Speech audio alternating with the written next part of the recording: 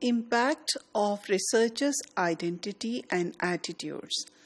What we are saying over here is that although there might not be this ideal researcher that has to be chosen for the bilingual research, yet whatever the researcher's identity is and whatever he or she holds, the sort of attitudes the person holds is going to affect their research and their results. Similarly, apart from this identity, we look at these disciplinary issues also, which are also a part of identity, not very separate from them.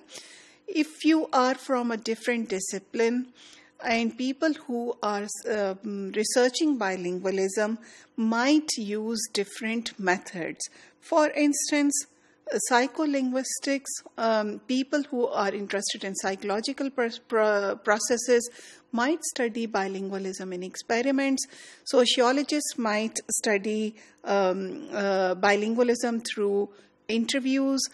Sociolinguists might study bilingualism through capturing real-life situations, recordings. So all these things, the way data is collected is going to affect the results of the study, and that is what makes the comparability of the researches across a whole landscape becomes very difficult.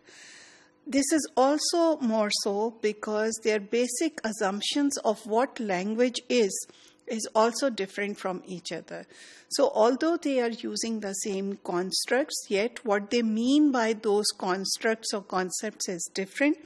For instance, if you talk about psychologists, they might think of language as a discrete system with a tag. So they're very clear about what Urdu is or what Punjabi is, and they think it is a bounded system.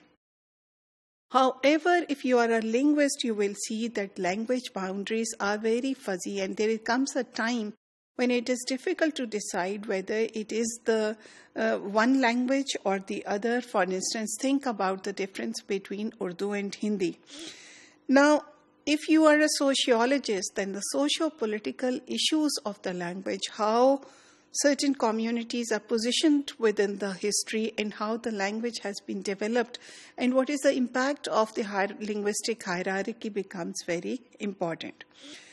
And even when people are working from the same discipline, for instance, if you are working with other linguists and you're looking at their data also, they might also differ in terms of their differentiation between language and speech. So there are researchers who would say language and speech are the same, while others might say it is not. Some would suggest, well, bilinguals, as we have already discussed, might have 2 or 3 discrete grammatical systems, while others would say there is no such thing. And the languages that they learn, they are actually stored in a single system.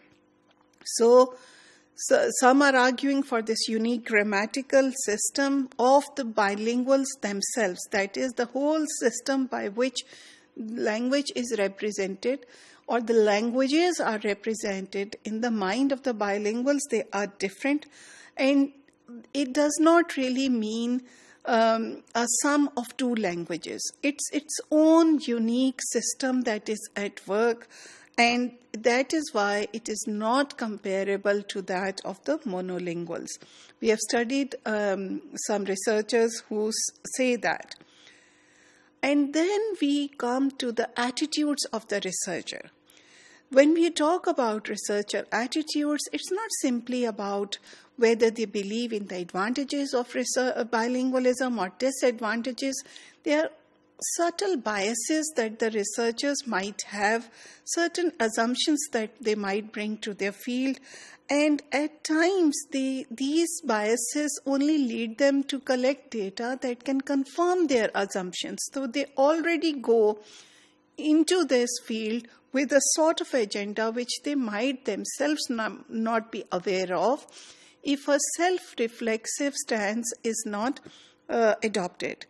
So if you believe that some aspects of bilingualism are helpful, then the researcher might only collect data that confirms that assumption. So this is what we are saying. And for example, there is